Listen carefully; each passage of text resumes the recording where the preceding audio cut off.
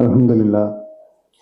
கண்ணியத்திற்குரிய எல்லாம் வல்ல அல்லாஹ்வின் நல்லடியார்களே, நாம் எல்லாம் ஏற்றிருக்கக்கூடிய இந்த இஸ்லாம் என்னும் மார்க்கத்தில் நம்முடைய அடிப்படையான தேவையாக நாம் என்ன கருதுவோம் என்றால், நாம் எல்லாம் சொர்க்கத்திற்கு செல்ல வேண்டும். இம்மையுடைய வாழ்க்கையிலும் மறுமையுடைய வாழ்க்கையிலும் நாம் வெற்றி பெற வேண்டும் என்பதுதான் பிரதானமாக எல்லாருடைய நோக்கமாகவும் இருக்கும். அல்ஹம்துலில்லாஹ். அதில் அல்லாஹு ரப்புல் ஆலமீன் சொல்றான், இத்தத்தில் முத்தகீன்களுக்காக தயாரிக்கப்பட்டிருக்கக்கூடிய சொர்க்கம்.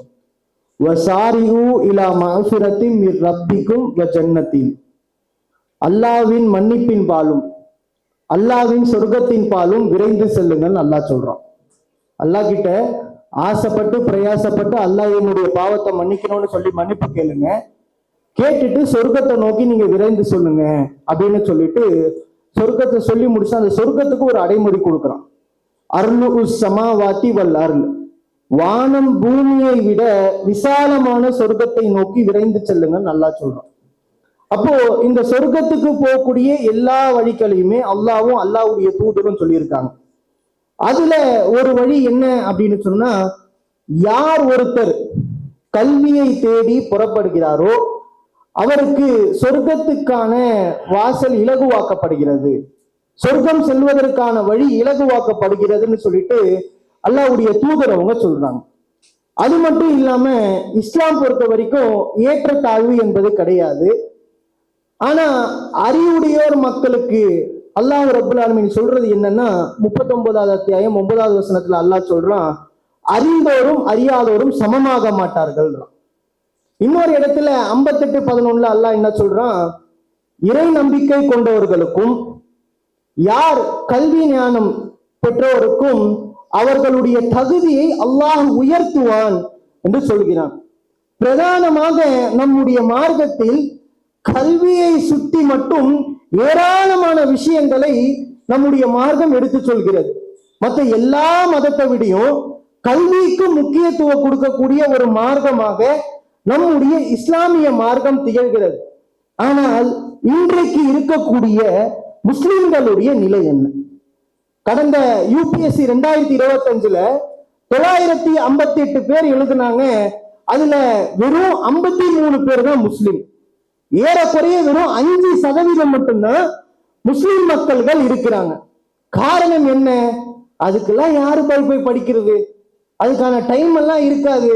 என் பொண்ணு படிக்க வச்சோம், பொண்ணுக்கு கல்யாணம் பண்ணி கொடுத்தோம், பையன் ஏதோ படிச்சான், வேலைக்கு போனா அல்ஹம்துலில்லாஹ். வேலைக்கு போலனாலும் பிரச்சனை இல்லை, ஏதாச்சும் ஒரு படிக்கலனாலும் ஏதாவது ஒரு வேலைக்கு போய் சம்பாதிச்சானா அது போதும் அப்படின்னு சொல்லிட்டு இன்னைக்கு இருக்கக்கூடிய நிறைய பெற்றோர்களுடைய மனநிலை இருக்கு. அதனால இன்ஷா அல்லாஹ் கண்டிப்பா மாறணும். நம்முடைய பிள்ளைகளும் ஒரு சிறந்த உத்தியோகத்துல போயிட்டு, ஒரு சிறந்த ஒரு கவர்மெண்ட் உத்தியோகத்துல போயிட்டு உட்கார்றதுக்கு நம்மளுடைய சமுதாயத்திற்கான ஒரு விதையாக தான் இந்த சமுதாய செல்வம் என்னும் நிகழ்ச்சி தொடங்கப்பட்டது. எவ்வளவு மக்களால படிக்க முடியாம அவ்வளவு பேர் கல்வியின் அந்த ஒரு இது இல்லாதனால அவங்க ரொம்ப கஷ்டப்படுறாங்க. கல்வியை படிக்கிறதுக்கு எங்க கிட்ட காசு இல்ல, அதுக்கான சரியான கைடன்ஸ் எங்க கிட்ட இல்ல, நாங்க மார்க் ரொம்ப குறைவா எடுத்திருக்கோம் அப்படின்னு சொல்றாங்க. ஒரே ஒரு விஷயம் தெரிஞ்சுக்கோங்க, மார்க் அதிகமா வாங்கினவங்க சிறந்தவங்களும் இல்ல, மார்க் கம்மியா எடுத்தவங்க தாழ்ந்தவங்களும் இல்ல.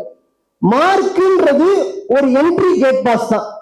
நீங்க ஒரு வேலைக்கு போனாலும் சரி, மத்த இடங்களுக்கு போறது ஒரு என்ட்ரிக்கு எப்படி ஒரு கேட் பாஸ் கொடுத்துட்டு உள்ள போவீங்களோ அந்த மாதிரி ஒரு கேட் பாஸ் தான் இந்த மார்க். ஆனா அதை விட உங்களை எது எடுத்துட்டு போய் மேல உட்கார வைக்கணும்னு சொன்னா உங்களுடைய ஸ்கில்ஸ். எப்பவுமே உங்களுடைய ஸ்கில்ஸை எப்படி எல்லாம் நம்ம வளர்த்துக்கிட்டா நம்மளால இந்த உலகத்துல சர்வை பண்ண முடியும்.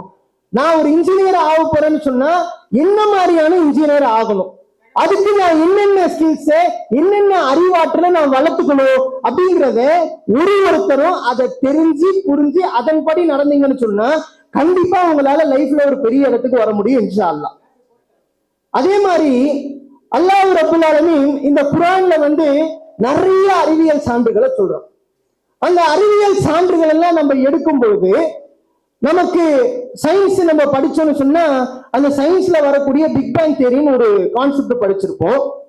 ஆனா அல்லாஹ் குர்ஆன்ல அதே விஷயத்த சொல்லியிருப்பான். நம்ம அங்க படிச்சிருந்தாதான் இந்த இடத்துல நம்மளால அதை ஒப்பிட்டு பார்க்க முடியும். அல்லாஹ் இதை சொல்லியிருக்கான், ஆனா இந்த சயின்ஸ்ல இப்படி சொல்லப்பட்டிருக்கு, இது உண்மையான தகவலா இல்லையா அப்படின்னு சொல்லிட்டு நம்மளால அதை ஒப்பிட்டு பார்க்க முடியும். அதே போல இந்த சூரியனாக்கப்பட்டது, இந்த பூமி கோள்கள் எல்லாமே ஒன்றாக இருந்துச்சுன்னு சொல்றாங்க. இது வெடிச்சு சிதறி ஒண்ணு சந்திரனாவோ, ஒண்ணு சூரியனாவோ, ஒண்ணு நிலவாவோ, ஒண்ணு ஜூபிட்டராவோ, ஒண்ணு புளூட்டோவாவோ ஒவ்வொன்னா வெடிச்சு சிதறன்னு சொல்றான். அந்த ஒண்ணுத்திலே பாத்தீங்கன்னா சூரியனுடைய தன்மையாக்கப்பட்டது நெருப்பினால் ஆனது. இந்த பூமியை எடுத்துக்கிட்டீங்கன்னு சொன்னா இந்த பூமியில 70% தண்ணீரால் ஆக்கப்பட்டது. அப்போ தண்ணீரும் சூரியனும் நெருப்பும் கலந்து இருந்துச்சுன்னு சொன்னா அணைஞ்சு தானே போகணும். அப்ப எப்படி அணையாம ஒரே உருண்டையில இருந்து வெடிச்சது அப்படின்னு சொல்லிட்டு ஆராய்ச்சி செஞ்சு அதுதான் பெரும் வெடிப்புன்னு சொல்றான். அத அல்லாஹ் ரப்புல் ஆலமீன் சொல்றான், அவலம் யரல்லதீன கஃபரு அன்ன சமாவாதி வல்லர், வானம் பூமி ஒன்றாக சேர்ந்து இருந்தது, நாம் தான் அதை பிரித்தோம் அல்லாஹ் ரப்புல் ஆலமீன் சொல்றான். அப்போ நமக்கு இந்த உலகத்திலும் சரி நம்மிடத்திலும் சரி ஏராளமான சான்றுகள் இருக்கு.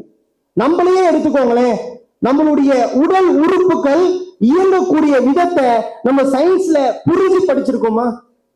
எப்படி நம்மளுடைய ஹார்ட் பீட் ஃபங்க்ஷன் ஆகுது, நம்ம உடம்புல இருந்து எப்படி ஆக்சிஜன் உள்ள எப்படி ஆக்சிஜனை நம்ம சுவாசிக்கிறோம், எப்படி கார்பன் டை ஆக்சைடு வெளியே விடுறோம், நம்மளுடைய இதயம் ஒரு நாளைக்கு எத்தனை ஒரு நிமிடத்துக்கு 1 மணி நேரத்துக்கு எவ்வளவு நேரம் துடிக்குது, இதே நம்மளுடைய கிட்னி எவ்வளவு நேரம் நம்மளுடைய தேவைகளை எல்லாம் பியூரிஃபை பண்ணி நல்லதையும் கெட்டதையும் பிரிக்குது. அது இல்லை அப்படின்னு சொன்னா மாற்று வழியை இன்னைக்கு என்ன பண்றாங்க, டயாலிசிஸ் பண்றான். அந்த டயாலிசிஸ் வாரத்துக்கு ஒரு முறை பண்ணி ஆகணும். அது மட்டும் இல்லாம 3 மணி நேரத்துக்கு 4 மணி நேரம் கடும் அவதியா இருக்கும். அந்த அளவுக்கு கஷ்டம். அப்படி இருக்கக்கூடிய அந்த ட்ரீட்மெண்ட்டை பண்ணாலும் அந்த கிட்னி பண்ணக்கூடிய அந்த ஃபங்க்ஷன்ல 30% கூட வர முடியாது. அப்படி இயற்கையாவே நம்ம கிட்ட அல்லாஹ் இந்த அளவுக்கு நமக்கு அருளை கொடுத்திருக்கானே அப்படின்னு சொல்லிட்டு நம்முடைய உடம்பை பத்தி நாம் படிச்ச அந்த சயின்ஸ்ல இருந்து இந்த குர்ஆனோட ஒப்பிட்டு படிங்க. இப்படி நாம கல்வியை சேர்த்து வச்சு படிச்சாதான் நமக்கு கல்விக்கான நோக்கம் புரியும். எல்லாருமே ஈஸியா சொல்றாங்க, உலக கல்வி வேற மார்க்க கல்வி வேற, ரெண்டுமே ஒண்ணுதான், பிரிக்கவே பிரிக்காதீங்க. கல்விங்கிறது ஒண்ணுதான். அதுல இருந்து நம்ம எப்படி எல்லா விஷயத்தையும் ஒப்பீடு செய்ய முடியும் அப்படிங்கிறத நீங்க ஆலோசிச்சு நீங்க அதுக்கான சிந்தனையை மேற்கொண்டீங்கன்னு சொன்னா இன்ஷா அல்லாஹ் உங்களுக்கு இந்த கல்வி அப்படிங்கிறது இம்மையிலே உதவியா இருக்கும், மறுமையிலே உதவியா இருக்கும் இன்ஷா அல்லாஹ்.